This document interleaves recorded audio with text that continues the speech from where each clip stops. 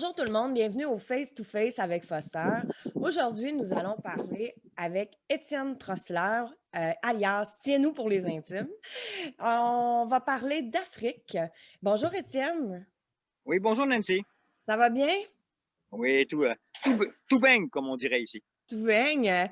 Étienne, on mentira pas aux auditeurs. Nous, on se connaît depuis 2007. On est amis depuis 14 ans. Alors, je connais bien ton histoire, mais elle m'épate, elle m'impressionne et je tiens vraiment à la partager à tous nos abonnés, à tous les auditeurs, parce que maintenant, toi, tu étais enseignant au Cégep de Jonquière pendant de nombreuses années. Combien d'années en totalité, Étienne? 36. 36 ans d'enseignement. Puis là, présentement, tu es en Afrique, mais tu n'es pas un voyageur, là. Faut le préciser, tu n'es pas un voyageur, Non, tu je suis maintenant un résident. un résident. Veux-tu nous raconter comment est-ce que tout ça a commencé? Comment est-ce qu'on parvient à aller vivre en Afrique? Raconte-nous ton histoire. OK. Écoute, d'abord, il faut préciser que euh, sans tenir compte de la raison qui m'amène ici, ça prend évidemment un sens d'adaptation particulier et être prêt à renoncer à plein de choses pour vivre l'expérience que je vis. Cela étant dit, quand j'étais prof au Cégep, on avait des stages en profil ouverture sur le monde et le pays, évidemment, était le Burkina Faso. Donc, j'y suis venu entre 99 et 2012 à cinq, à 5 reprises avec des stagiaires, avec des jeunes. Depuis ce temps-là, depuis 2014, les événements d'insécurité, le renversement du gouvernement, tout ça ont fait en sorte que les stages ont été coupés. Mais moi, en 2012, je m'étais promis que si j'avais la santé, je retournerais vivre et donner 1 an de ma vie pour tous les beaux apprentissages que l'Afrique m'avait permis de connaître jusqu'à ma retraite. Alors, à la retraite, mai 2012, je quitte le collège avec une certaine émotion parce que c'était toute ma vie. Et je viens en août 2012 vivre ici au Burkina pour respecter d'abord mon engagement envers moi-même, mais aussi parce que l'amour m'y avait rejoint. C'est-à-dire que la femme qui était ma cuisinière lors des stages, on ne sait plus. Et finalement, on vit ensemble depuis ce temps-là et on est même mariés légalement depuis maintenant décembre 2014. Déjà, wow, ça va vite. Étienne, c'est franchement intéressant. Est-ce que Fatim, elle est là à côté de toi présentement? Non, oui. Non, elle est en train de servir là-bas, elle est en train de préparer, parce qu'on a un petit restaurant ici au village. Donc, pour l'instant, elle est occupée. Vous avez votre restaurant. Peux-tu nous parler de la cuisine que vous y servez? Parce que c'est des plats typiquement africains. Ça ressemble à quoi le menu dans un restaurant burkinabé? OK, il faut dire que restaurant, c'est plus, oui, c'est un restaurant, mais évidemment de village, parce que depuis les événements d'insécurité, depuis qu'on est zone rouge, il y a plus de touristes.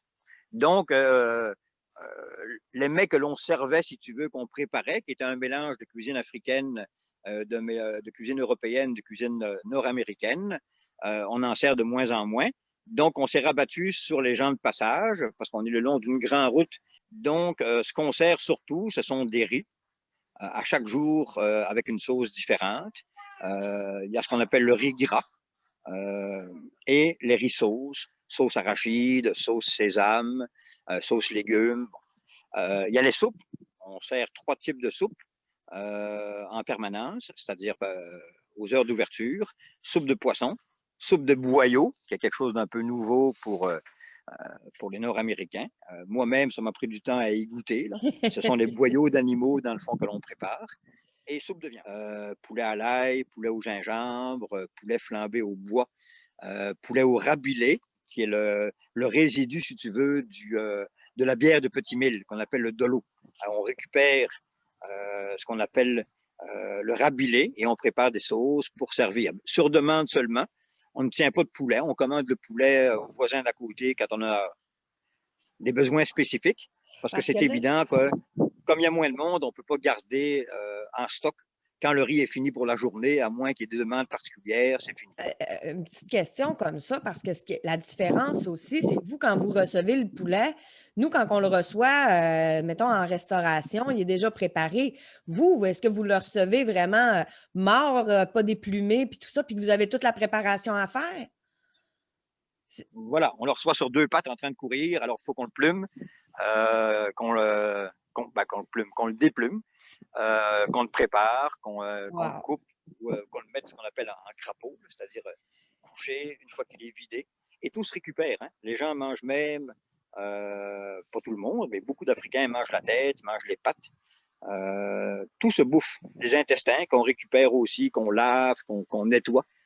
Les enfants mangent ça autour d'un bâton qu'ils mettent sur le feu. Il n'y a pas grand perte. À part les plumes, là, je t'avouerai que les ongles et le bec, il n'y a pas grand perte dans le poulet. Il y a tout. Wow, c'est vraiment intéressant, Étienne. Est-ce que tu peux nous dire, parce que là, tu nous parlais de la zone rouge, mais ce n'est pas la même zone rouge qu'on connaît. La zone rouge, nous, qu'on vit, c'est la zone rouge COVID, mais vous, ce que vous vivez là-bas, c'est la zone rouge par rapport À la sécurité, voilà. à la sécurité. Est-ce que ça s'est Ouais. calmé un petit peu depuis les derniers, parce qu'il y avait eu des événements au Burkina que ça bougeait beaucoup, on entendait beaucoup parler. Est-ce que ça s'est calmé? Est-ce que vous sentez qu'il y a une insécurité au village où ça se passe quand même bien? Non, au village, tout se passe bien, mais c'est évident qu'il faut demeurer prudent. C'est toujours présent. Le renouvellement du gouvernement élu démocratiquement, donc depuis le départ de l'ancien président qui avait régné pendant 26 ans, c'est un président élu qui est à son deuxième mandat. Il y a beaucoup plus de surveillance, beaucoup plus de contrôle, si tu veux, à ce niveau-là, mais ça peut arriver à tout moment. D'accord. Étienne, malheureusement, il y a une réalité qui existe, puis c'est le racisme. Ça existe encore de nos jours, malheureusement, à ne rien y comprendre. Mais toi, est-ce que tu as l'impression de vivre du racisme en Afrique, vu ta couleur ou tes origines? Est-ce que tu as l'impression que les gens peuvent avoir un certain jugement face à ça? Non, on continue à m'appeler Toubabou ou le blanc. D'accord. Alors moi, je réponds bonjour le noir, je veux dire, mais je ne sens pas de teinte de racisme derrière. Écoute, j'ai épousé Fatim, je vis au village depuis maintenant presque 8 ans, donc je suis adopté par les gens, on me connaît, on me reconnaît, on me salue. Non, je ne sens pas de... Il y a toujours des gens, évidemment, qui auront des comportements qui m'appelleront le français, des gens qui ne me connaissent pas, qui m'appellent le français, puis tout ça. Quand je vais faire des courses dans la grande ville à 85 km d'ici, des gens qui m'approchent pour changer des euros qu'ils ont reçus contre des CFA. Je dis non, écoute, l'euro, pour moi, ça veut rien dire. Oui, Puis deux, ben, écoute, je vis maintenant en CFA. Je suis maintenant burkinabé. J'ai ma d'accord. carte d'identité, la nationalité. Donc, je suis Les gens. burkinabé de couleur blanche. C'est sûr. Bon. Étienne, juste une petite question sur l'oreiller. J'aimerais beaucoup que tu me parles de la vie au quotidien des Burkinabés au village, les gens les gens se lèvent le matin. Comment ça ressemble la journée au quotidien dans ton village? Écoute, ça commence très tôt. C'est un village d'agriculteurs, de paysans, de jardiniers, pour la majorité, ou d'éleveurs. Donc, c'est évident que pour l'instant, les nuits sont plus fraîches. Donc, les gens se lèvent. En plus, ils sont musulmans, donc c'est la prière à 5 heures. Donc, les gens sont debout très tôt et profitent qu'il fait plus frais pour aller travailler au champ. Parce qu'à partir de 11 heures midi jusqu'à 14 heures, 15 heures, 16 heures, c'est trop chaud. Là. Les gens travaillent fort, les hommes, les femmes. Les femmes surtout. Le développement ici passe beaucoup par les femmes. C'est la quête de l'eau, c'est la quête du bois, c'est l'éducation des enfants, c'est le jardinage, c'est le petit commerce. Et souvent, les gens se couchent assez tôt. Parce que comme une partie du village n'est pas encore électrifiée, il n'y a pas de télévision, il n'y a pas de loisirs comme tel. Donc, les gens se couchent assez tôt. C'est des journées bien remplies. Donc, c'est nous qui fournissons les poivrons, les choux, non, les carottes, pas tellement. Ça c'est importé d'une autre ville. Ce qu'on produit ici, c'est les oignons, c'est le petit piment fort, qui souvent est exporté vers la Côte d'Ivoire, qui est le pays voisin, les concombres et les légumes locaux. Là. Même si je te dirais les noms, là, les gens ne connaissent pas. Là. OK. Juste Écoute, j'ai de la misère à te laisser partir. J'ai tellement des questions. Puis les gens, puis c'est quelque chose, on connaît l'Afrique de nom, on connaît l'Afrique, mais on est tellement peu au courant, on est tellement peu renseigné de sa culture. Est-ce que, parce que c'est différent d'au Québec, la culture africaine, peux-tu nous en parler un petit peu? Puis même, je crois que la monogamie là-bas, ben, ça existe probablement, là, mais peux-tu nous parler de tout ça, de la culture en général? OK, ben écoute, la culture, c'est fondamental ici. Euh, c'est d'abord le culte des ancêtres, donc de ceux qui ont précédé. Euh, beaucoup d'apprentissages se transmettent oralement, justement, de père en fils. Oui, la polygamie existe. Encore hier, on est allé à un mariage de notre fournisseur de poulet qui a épousé une deuxième femme. Ça fait plus de main-d'œuvre. C'est dans la culture. C'est vraiment inséré dans la culture. J'essaie de juger de moins en moins, si tu veux, ce qui pourrait me choquer comme occidental. Ça se vit très bien. Euh, mais la culture, le balafon, la musique, la danse sont des éléments primordiaux, évidemment. Mm. Les gens sont festifs. Ils n'ont pas grand-chose, mais ils sont capables de s'amuser à danser sur la musique. Et l'image que vous avez en Occident, malheureusement, elle est souvent désinformée ou mal informée. C'est-à-dire que l'image que vous avez de l'Afrique, en général, c'est l'Afrique pauvre, c'est l'Afrique de mendiants, c'est l'Afrique de fainéants, comme le docteur Mayou disait à l'époque sur les ondes québécoises. Or, c'est un peuple fier, c'est un peuple qui a peu, si on compare évidemment avec le Québec. Écoute, le salaire moyen de beaucoup de gens ici, c'est 10 000 francs, c'est-à-dire 10 000 francs, c'est 20 $ par mois. Donc, on ne peut pas comparer la vie. Ma première leçon que j'avais appris en 99, l'avoir et l'être. Les gens me disaient, toi tu as, moi je suis.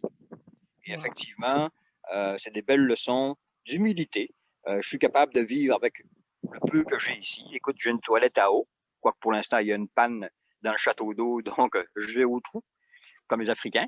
J'ai le courant électrique, donc je suis déjà chanceux. J'ai Internet par un petit routeur. Mais pour le reste, écoute, j'ai pas besoin de grand-chose pour être heureux. L'amour est universel. L'amour interculturel, ça peut fonctionner. La différence d'âge, ça peut fonctionner. Tout est une question d'attitude. C'est tellement beau ce que tu dis, Étienne. Puis je suis contente que tu aies mentionné que l'image que nous avons de l'Afrique, c'est, c'est un portrait Il est euh, biaisé. bien biaisé de la réalité. Puis la dernière question, après je vais te laisser partir, je sais que tu es occupé.